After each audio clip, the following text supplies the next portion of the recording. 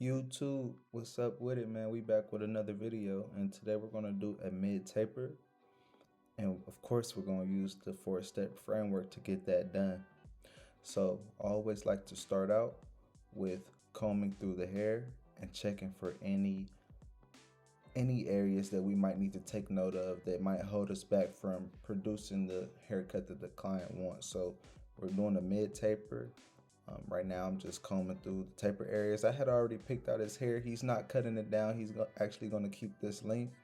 So I just went ahead and combed out the taper areas, and now I'm prepping the areas where I'm going to line up.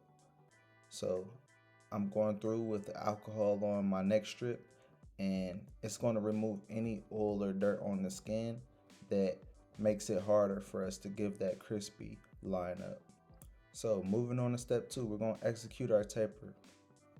And basically, I start with the lever open because I don't want to fight any harsh bald lines. This will save you so much time when executing your tapers. And I'm sorry guys, on this side I did forget to record me fading out that bottom line, but I'll show you on the next time. Well, the bottom panel. But we threw on the 1.5 guard, and I'm just kind of cleaning up the lineup areas because I don't want any hairs to overhang the lineup, making it not look as clean or last as long. So also I'm debulking the taper area, kind of just smoothing it down. He doesn't want to go too high up into the curls. You'll see at the end we're going to curl his hair up. So I'm kind of just thinning out this area so I can come back with my 0.5 guard and connect the two areas with the lever open, and then this area with the 1.5, and the half guard is just going to connect it seamlessly. And notice how I'm taking my time here. Every time I cut, I comb, because you want to see the hair you're cutting. You want to comb it back to its natural state. And now we jump down to the half guard. We have the half guard halfway open, executing it like a 1 guard.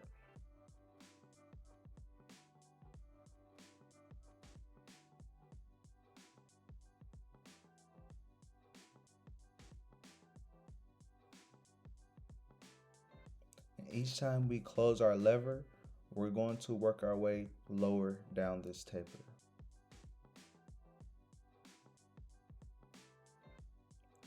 So we're just going to do some lever play, and then anything besides that, we're going to come back. If we can't get it out, we're going to fade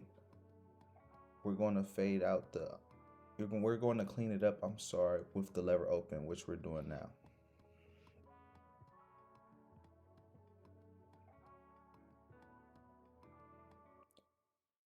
And you see how keeping it simple, you're able to just flow through a taper. This wasn't but 2.5 or 3 minutes to execute the taper on this side.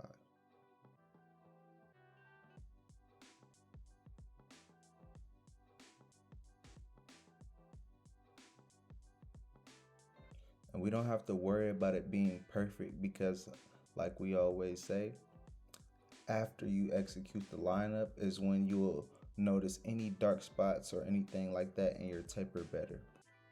So pretty much I'm doing the same thing on this side. I'm just debulking everything and smoothing it down with that 1.5 guard.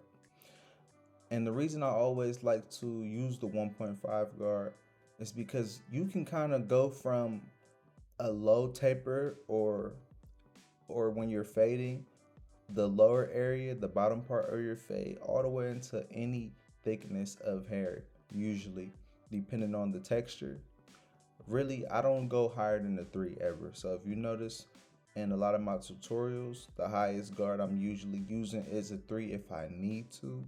Usually I can get that top bulk connected with that 1.5. But yes, this is just in 2 times speed. We're doing the exact same thing. So if you need to slow it down, you can just slow it down halfway.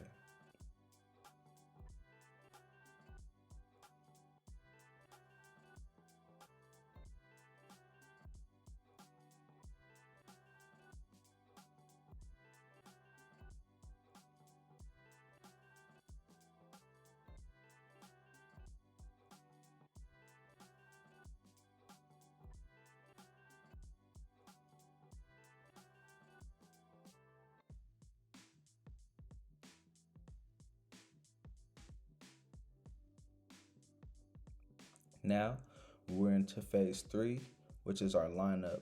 And I always try to keep the lineup as full as possible. This will promote longevity, and clients won't be complaining about that you're pushing them back. So always just try to keep the lineup at its natural state and just follow where the hair is telling you to go. If you can look at any client, usually you'll kind of take note of, or you will notice where that lineup wants to be placed at.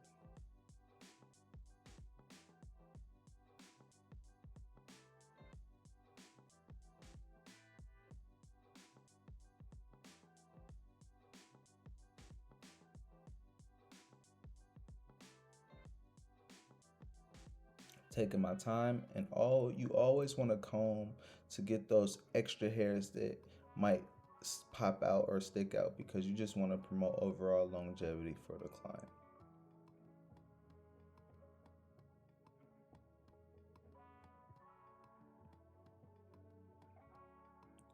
And guys, always remember, let the clipper or the trimmer do the work. Don't feel the need to press down super hard or anything like that, or force the lineup on there. We buy 100, 200, 250 and up.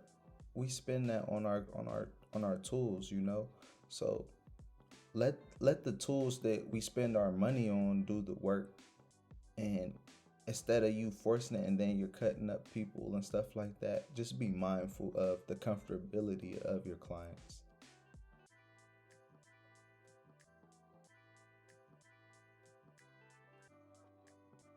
And that also ties into, like we said, prepping the skin properly, but also setting your tools properly.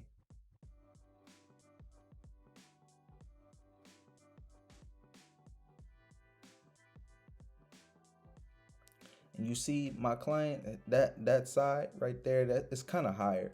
So I'm going to favor that side first. I'm going to go to that side first since it's higher. And then I'm going to try to balance the other side to that side. Because if, say, we were to get the other side and line up going towards our right first, even though it's lower, and say we were to place a nice line on it, we'll have to adjust it because the other side is higher. So we'll just go and start with the higher side first, and then balance the other side to that side.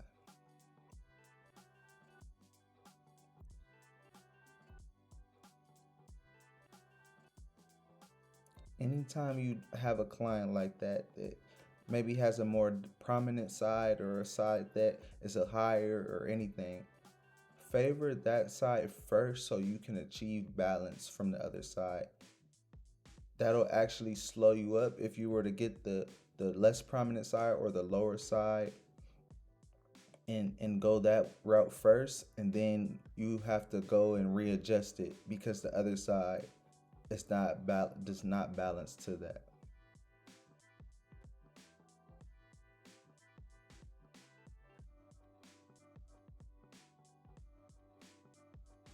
Take note of how I'm taking my time. I'm just walking that line up to the corner, and you can kind of see where my vertical bar wants to be placed at already.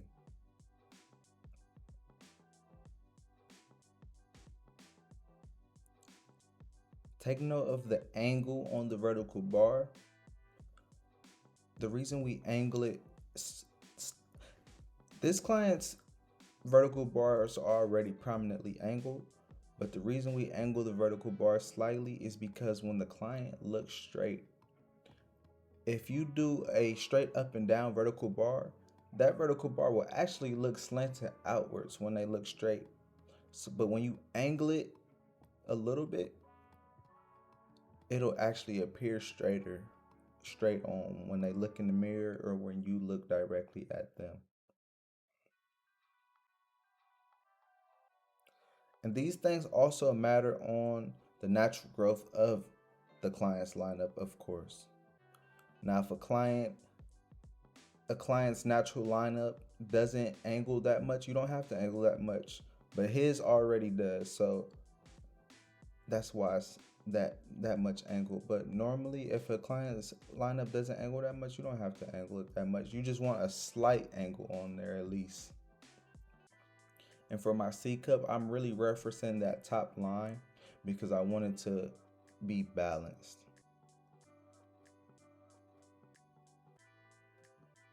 And what I mean by that, I don't want that C cup curve like over curved, and then I have a straight line on the top, and then it just looks unproportionate.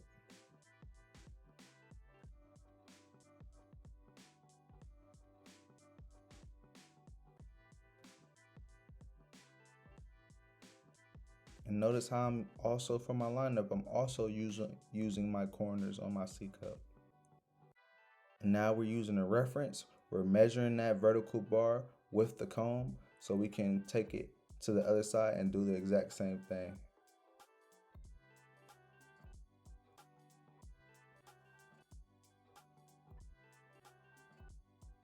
Simple. We don't have to overthink. We don't have to do guesswork at all. We're not doing the eyeball test. We're using real references to achieve balance.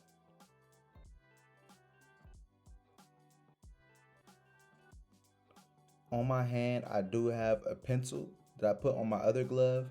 And just to give an extra pop and to see my lines better, I always like to tap that. So now that was the lineup. Now we're moving into the detail work, setting everything out with the razor right now. And then we'll go back and check any light spots, or I'm sorry, any dark spots in our tapers, or any spots that's just not blending smoothly, and try to clean those up. And just we're gonna style his hair with the sponge, and that's gonna be the cut, YouTube. So I'm gonna finish up. I'm gonna still narrate whatever I see, but appreciate you guys for tuning in each and every week.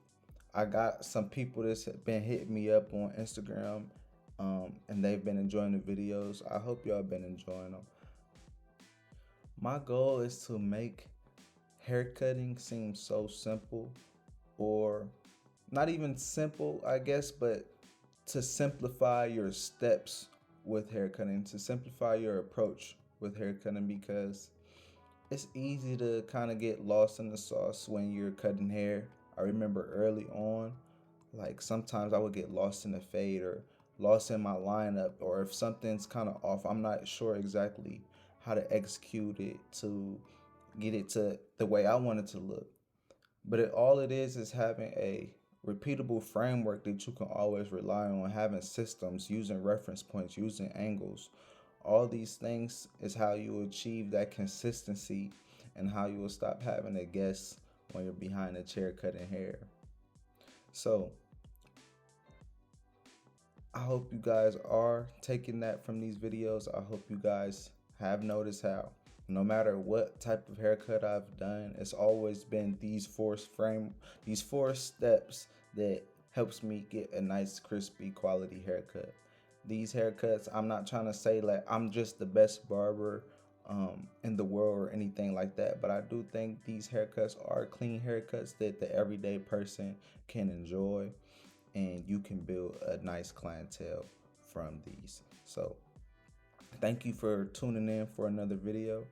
I'll catch you next week. Be looking forward to, depending on your time zone, for a video dropping every Sunday at noon. Appreciate you. Catch you on the next one.